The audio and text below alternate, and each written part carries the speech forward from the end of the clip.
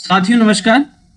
आज जानेंगे Microsoft Excel में अगर आपकी इलेक्ट्रॉनिक शॉप है तो वहां पे आप किस तरह से काम कर सकते हैं और अपना कैसे रिकॉर्ड मेंटेन कर सकते हैं। तो सबसे पहला काम हमें क्या करना है, यहाँ पे हम अपनी इलेक्ट्रॉनिक शॉप का नाम लिखते हैं। जैसे हमने लिख दिया अमन इलेक्ट्रॉनिक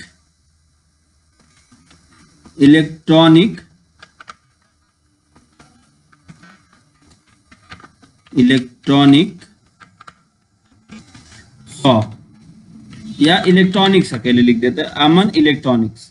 ये हमने नाम लिख दिया। अब हम बात करें कि यहाँ पे लिख देते हैं एड्रेस। कहाँ पे एड्रेस है, ये तो हो गया शॉप का नाम और हो गया फिर एड्रेस। अब हम यहाँ पे फील्ड क्या क्या बनाएंगे। सबसे पहले तो हम सीरियल नंबर बनाएंगे जिससे हमें काउंट करने में दिक्कत ना हो। दूसरा प्रोडक्ट नेम बनाएंगे,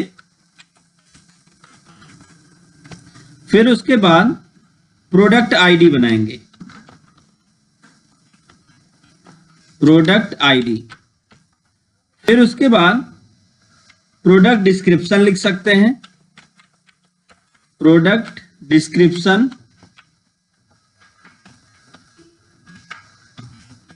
प्रोडक्ट डिस्क्रिप्शन हो गया। फिर उसके बाद कैटेगरी, प्रोडक्ट कैटेगरी। फिर उसके बाद यूनिट, कितनी यूनिट है हमारे पास, उसका प्राइस, यूनिट प्राइस। फिर उसके बाद करंट स्टॉक, करंट स्टॉक। फिर उसके बाद वैल्यू, ये हो गया। अब उसके बाद अगला काम हमें क्या करना है, जो टाइटल है इसको सेंटर में करते हैं, मर्ज एंड सेंटर। ये जो एड्रेस है इसको सेलेक्ट करके मर्ज एंड सेंटर। इसकी साइज को हम बड़ा करते हैं यहां से और इसको बोल्ड कर देते हैं। यहां पे हम इसके फॉन्ट को थोड़ा चेंज करेंगे ताकि ये दिखने में अच्छा लगे। फिर उसके बाद इस एड्रेस को हम चेंज करके इसको बोल्ड करते हैं। फिर यहाँ पे ये जो प्रोडक्ट है, इस प्रोडक्ट की साइज को हमने बड़ा कर लिया। प्रोडक्ट की साइज को बड़ा करने के लिए भी सेम तरीका करना है आपको। क्या करना है, सेलेक्ट करके यहाँ से बड़ा कर देना है। और फिर उसके बाद सभी को एक बराबर एक साथ सेट करने के लिए आपको क्या करना है, कॉलम हेडिंग पर जाकर इसको सेलेक्ट कर लेना है और फिर चले आना है फॉर्मेट टैब में, होम टैब में, फॉर्मेट ऑप्शन में। यहाँ ऑटो फिक्स कॉलम विड्थ है, आप इसको सेलेक्ट कर लें तो ये ऑटोमेटिक फिट कर लेगा। अगर किसी को आप छोटा या बड़ा करना चाहते हैं तो वो आप यहाँ से एडजस्ट कर सकते हैं। तो हमने इसको एडजस्ट कर लिया। एडजस्ट करने के बाद इसकी वैल्यू को भी एडजस्ट कर लिया। फिर अगला काम हमें क्या करना है, इसको आप सबको सेलेक्ट कर लीजिए और सेलेक्ट करके यहां से आप सेंटर कर लीजिए। सेंटर करने से ये सभी बीचों बीच आ जाएंगे। अब जितने में आपको प्रोडक्ट एंट्री करना है उतने को आप सेलेक्ट कर लीजिए। तो चलिए हम यहाँ पे कुछ प्रोडक्ट सेलेक्ट करते हैं और फिर इस पे ऑल बॉर्डर करें। ऑल बॉर्डर करने के बाद अब प्रोडक्ट की एंट्री, मान लीजिए कि आपके पास 100 प्रोडक्ट है तो आप 1 2 लिख लीजिए और 1 2 लिखने के बाद आप इसको सेलेक्ट कर लीजिए और ऐसे नीचे ड्रैग करके ला दीजिए। फिर उसके बाद प्रोडक्ट नेम, क्या प्रोडक्ट नेम है, तो अब मान लीजिए पहला प्रोडक्ट है 4 डोर फ्लैग्स, डोर फ्लैग्स। अब इसका प्रोडक्ट आईडी क्या है, तो प्रोडक्ट आईडी हमारे यहां जैसे अमन का है तो अमन इलेक्ट्रिक शॉप है तो हम यहां प्रोडक्ट आईडी शुरू करेंगे अमन इलेक्ट्रिक AE और फिर यहाँ पे मान लीजिए 3 0 और 1 से शुरू करते हैं। अब ये प्रोडक्ट आईडी हमें बार बार नंबरिंग करके लिखनी होगी। तो अब यहाँ पे आपके जो प्रोडक्ट्स और भी प्रोडक्ट बीच में आते हैं तो उनके नंबर्स अलग होंगे। तो यहाँ पे ऐसे नंबरिंग आपको नहीं करनी है, आपको ऐसे लिखना होगा। फिर उसके बाद अब ये प्रोडक्ट का डिस्क्रिप्शन क्या है, ये क्या है। अब मान लीजिए कि ये रेफ्रिजरेटर है तो यहां पे हम लिख देते हैं रेफ्रिजरेटर। तो रेफ्रिजरेटर हो गया। अब रेफ्रिजरेटर के बाद ये किस कैटेगरी में आता है, प्रोडक्ट कैटेगरी, तो ये होम एप्लीकेशन की कैटेगरी में आता है, होम एप्लीकेशन। फिर उसके बाद यूनिट प्राइस क्या है, यूनिट प्राइस मान लीजिए इसकी जो प्राइस है वो है 15,000 रुपए, तो यहां पे हमने 15,000 रख दिया। फिर करंट स्टॉक आपके पास कितना है, मान लीजिए आपके पास 20 स्टॉक है।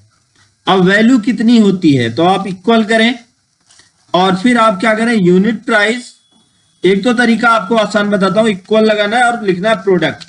ये प्रोडक्ट फार्मूला होता है। प्रोडक्ट लिखने के बाद आप unit price comma current stock और ब्रैकेट क्लोज करके आप एंटर करेंगे तो ऑटोमेटिक रिजल्ट आ जाएगा। दूसरा तरीका है, आप लिखे इक्वल सम, फिर ब्रैकेट ओपन, यूनिट प्राइस, फिर एस्टिक लगाएंगे, एस्टिक गुणे का निशान होता है, और फिर करंट प्राइस जो करंट स्टॉक है आ जाएगा।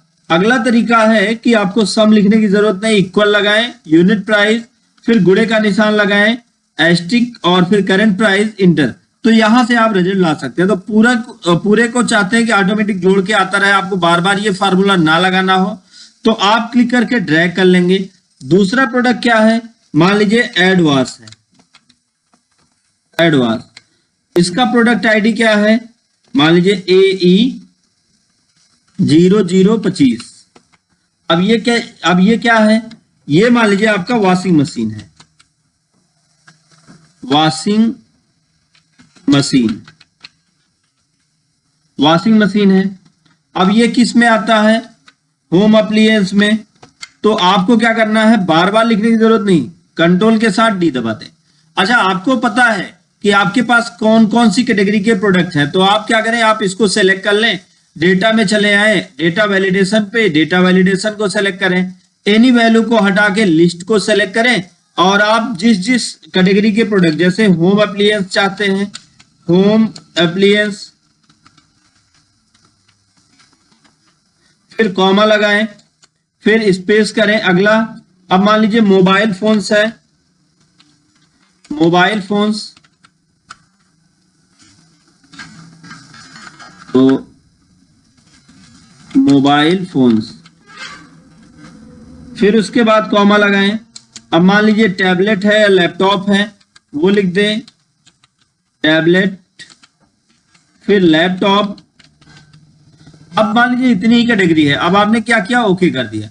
अब आपको यहाँ पे बार बार नहीं, चलिए अभी इसको देखते हैं, अगले वाले में देख लेंगे। अब यहाँ पे हम प्रोडक्ट यूनिट प्राइस इसका क्या है, वॉशिंग मशीन है, तो मान लीजिए चलिए 20,000। अब आपके पास स्टॉक कितना है, अब मान लीजिए 10 का स्टॉक है, तो ये अमाउंट बन गया, एंटर करें। फिर अगला प्रोडक्ट मान लीजिए आप रखते हैं गैलेक्सी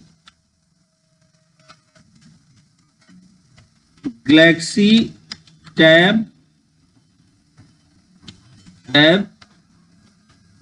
S2, तो ये किस कैटेगरी में आएगा। अब इसका सबसे पहले तो हमें क्या करना है, इसका कोड डाल देते हैं। मान लीजिए इसका कोड हो गया 0017।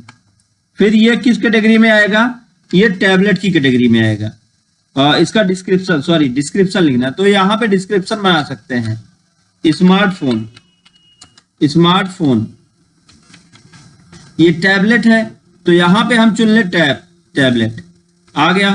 फिर उसके बाद आपके पास कितना स्टॉक है, यूनिट प्राइस इसका मान लीजिए इसका है 40,000 रुपए, 40,000 का वो है, और आपके पास 10 पीस है, तो अमाउंट बन गया यहाँ पे। इस तरह से आपके पास जितने भी प्रोडक्ट्स हैं उन सभी के आप इंक्रीज कर सकते हैं, और इस पे आप आउटलाइन बॉर्डर दे दीजिए। आउटलाइन बॉर्डर से ये अलग दिखेगा, और साथ साथ यहाँ पे आप जैसे ये एरिया है आपका, इस एरिया को आपने क्या किया, यहां से कलर कर दिया, और कलर करके इसको आपने इस तरह से डिस्प्ले कर लिया। अब जैसे हम चाहते हैं कि सिर्फ इतने में ही एंट्री हो सके, बाकी और एरिया पर एंट्री ना हो सके, तो हम इतने को सेलेक्ट कर लेंगे और फिर चले जाएंगे रिव्यू टैब पे। यहां पे आपको मिल जाएगा allow user to edit range, और यहां न्यू रेंज को सेलेक्ट करके फिर ओके कर देंगे, कोई पासवर्ड नहीं देते हैं। अब अप्लाई कर देंगे और प्रोडक्ट सीट को सेलेक्ट करके यहां कोई पासवर्ड टाइप कर देंगे, और फिर ओके करके फिर से पुनः पासवर्ड टाइप करेंगे। अब जैसे हम इस एरिया पे लिखेंगे अगला प्रोडक्ट, चलिए अगला प्रोडक्ट मान लीजिए नोटबुक है आपका, नोटबुक 10। ये इसका जो है जो कोड है वो क्या है, तो कोड हम यहां पे लिखते हैं, मान लीजिए AE 0021। अब उसके बाद ये किस में कैटेगरी में आता है? ये आता है ये है लैपटॉप। फिर प्रोडक्ट कैटेगरी क्या है? यहां पे देखिए लैपटॉप।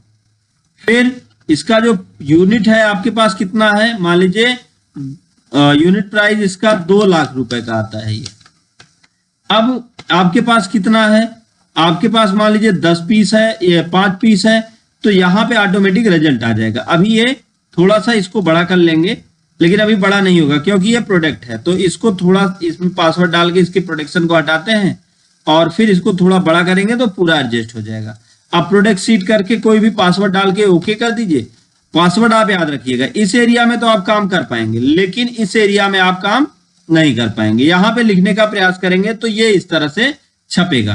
अब हम इसका प्रिंट निकालना चाहते हैं तो फाइल में चल के प्रिंट कर लेते हैं और ओरिएंटेशन में लैंडस्केप कर लेते हैं, तो हमारा कंटेंट पेज में कुछ इस तरह से छपेगा। तो उम्मीद है ये आपको समझ में आया होगा। आज का वीडियो बस यही तक। अगर ये वीडियो आपको अच्छा लगा हो, वीडियो आपको समझ में आया हो, नॉलेजफुल रहा हो, तो वीडियो को लाइक करें, ज्यादा से ज्यादा लोगों तक शेयर करें ताकि उनको भी नॉलेज मिल पाए। दोस्तों thank you so much video को अंत तक देखने के लिए।